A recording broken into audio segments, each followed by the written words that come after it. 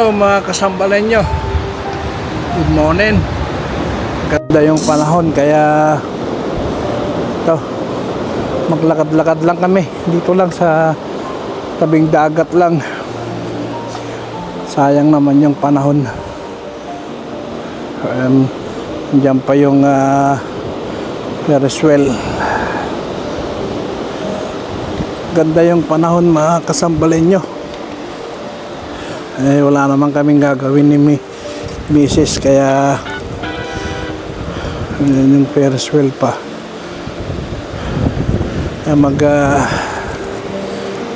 Lakad-lakad daw kami. Siyempre kasama yung aming high tide pa ngayon.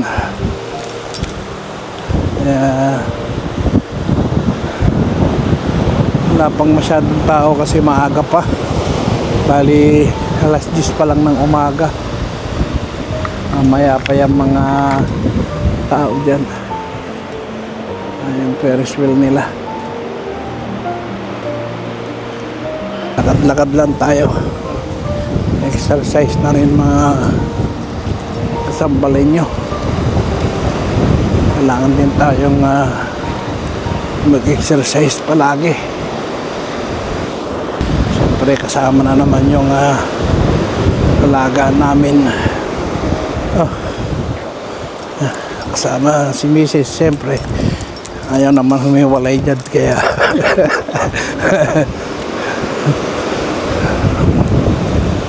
ganyan lang, lakad-lakad lang kami. Sayang kasi yung panahon kasi next week daw magbabago na naman yung weather, although medyo malamig nga kaya lang at least first time kong mag short. Tagal-tagal na panahon na naman bago tayo makapag short ulit. Nga lang medyo malamig pa rin pero kaya naman yung ganitong lamig.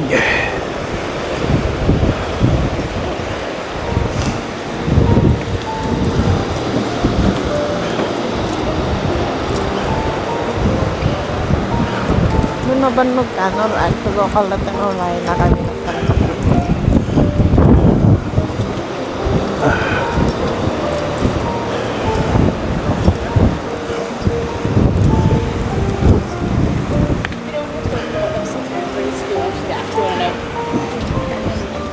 Doon, hanggang doon tayo maglalakad mga kasambalin nyo.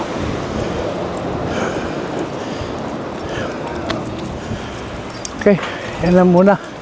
Mamaya na ulit, okay? Ayan, lagpas sa kalahati na tayo. Yung nga lang, pahinto-hinto. Alam nyo naman, matanda na ako. Misis nga, nagmamadali Sabi ko, dahan-dahan lang. Hindi naman natin makukuha sa pabilisan yan. Ang importante lang nakakalakad pa rin tayo.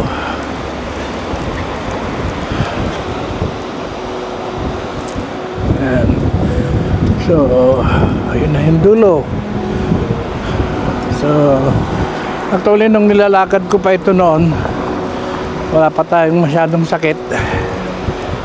45 minutes o 1 hour dulo to dulo. Yan, yung normal na lakad lang, hindi ka nagmamadali. Kumbaga yung sabing lakad na pasipul-sipul lang, 45 to 1 hour dulo to dulo. Pero ngayon bihirang-bihira ko nang gawin. At kahit pahinto-hinto tayo hinihingal na tayo.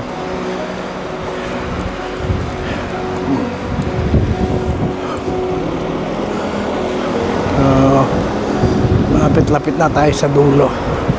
Anong masasabi mo, Mrs.? Ayos ba yung lakad-lakad natin? Ayos lang, mag-day off. Ayan. Hindi na lang, andito tayo sa malapit sa beach. Mamaya marami ng tao dyan. Maaga pa kasi. Yun lang kagandahan dito sa amin, kasambalin nyo.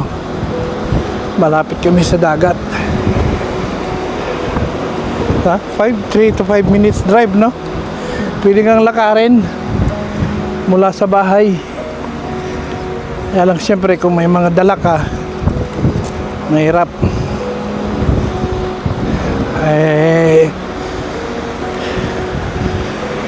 Kung magkukotse ka, 3 to 5 minutes drive lang. Walang traffic siyempre. Alam nyo naman dito, hindi naman uso traffic dito. Ang traffic lang dito yung pag nataon na stop yung traffic light. Kahit anong araw yan.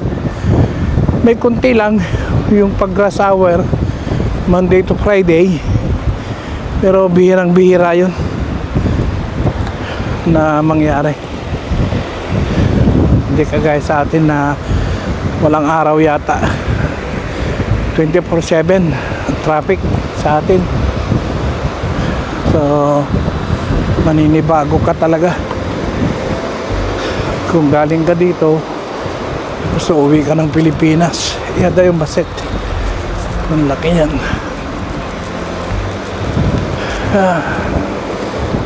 Sa ngayon bawal na ang aso sa buhangin mula April to September, kasi nga lalo pag ganitong maganda panahon, ang tao nandiyan dyan sa beach, ayaw nila ng yung mga tumatakbo-takbong aso. Yun oh, mga matatanda na, naliligo sila oh. Wala naman na matatanda. Ayun oh, tinan mo naman yan oh. Teka nga, i-close up ko nga. Ano sabihin mo hindi matanda yan? Oh. Oh. Yeah. Ayan oh, ligo sila. Kita nyo yan? Buti pa sila, kaya pa nila yung lamig. Sabi ko nga sa inyo, sa tagal ko dito, minsan di pa ako nakaligo dyan sa dagat na yan. Yung mga bata yan, lalo si Rihanna, my God, walang pinipili na oras. Yan o, upo ka lang dyan o, ice cream, kape, o, diba?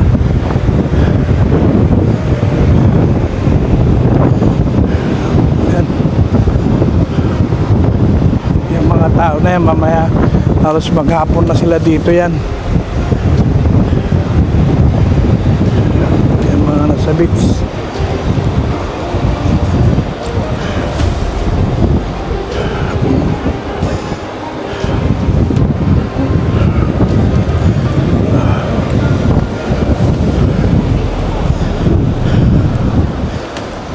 Ito yung isang malaking nursing home dito sa amin para sa mga matatanda. Marami yan dito, kaya pag tumanda na kami, diyan na kami titira.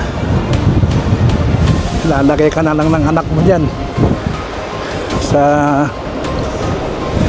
nursing home, diyan ka na lang, hintayin mo na lang yung kamatayan mo dyan.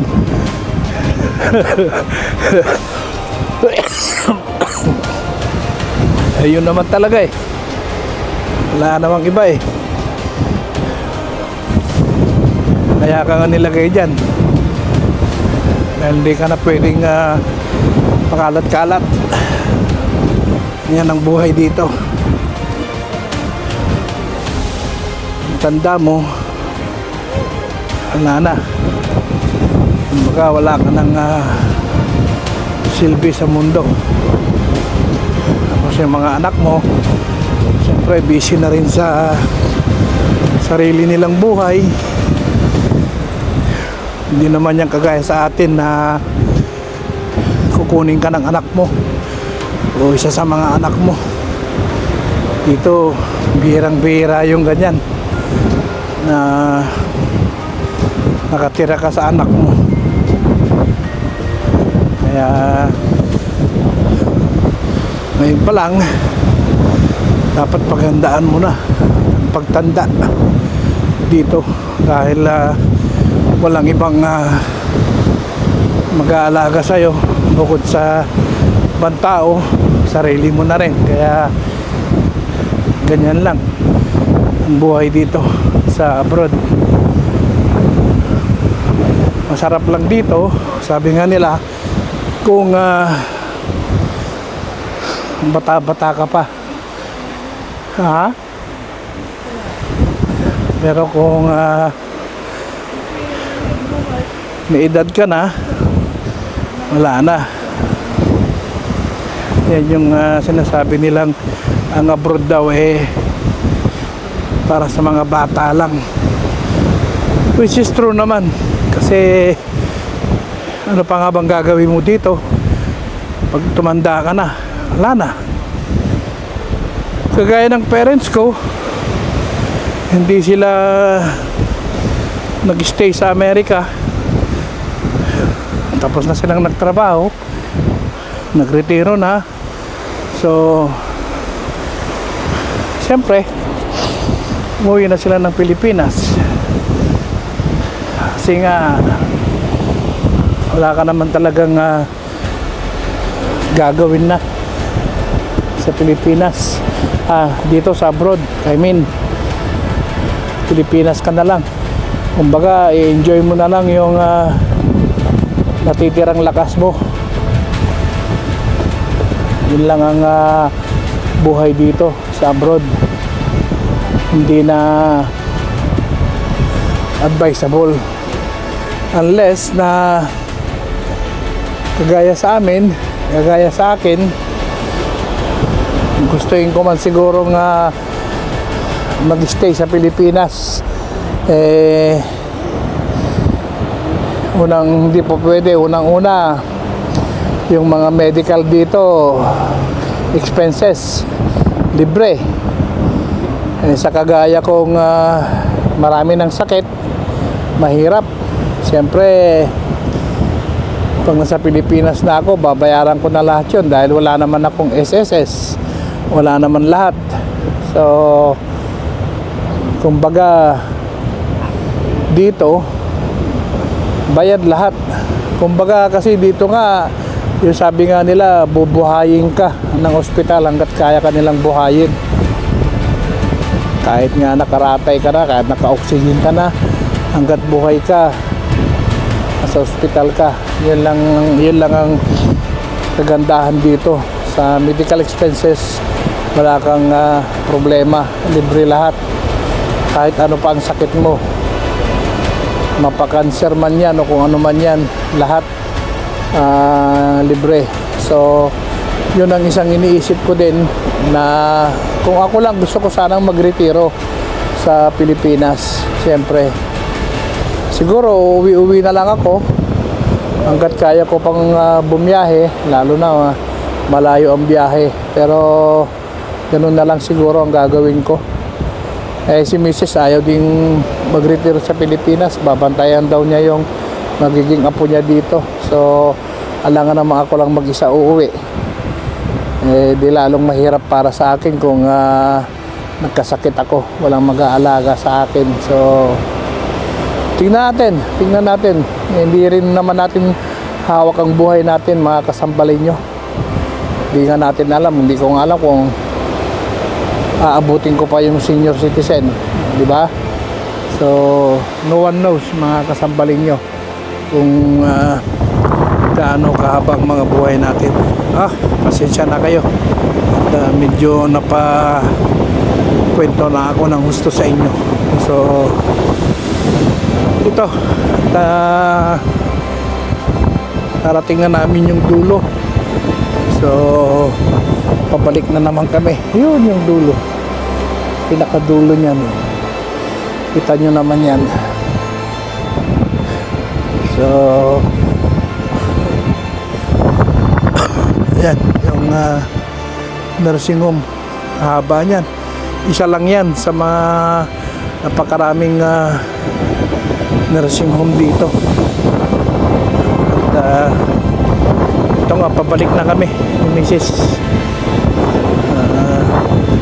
Tingnan natin kung anong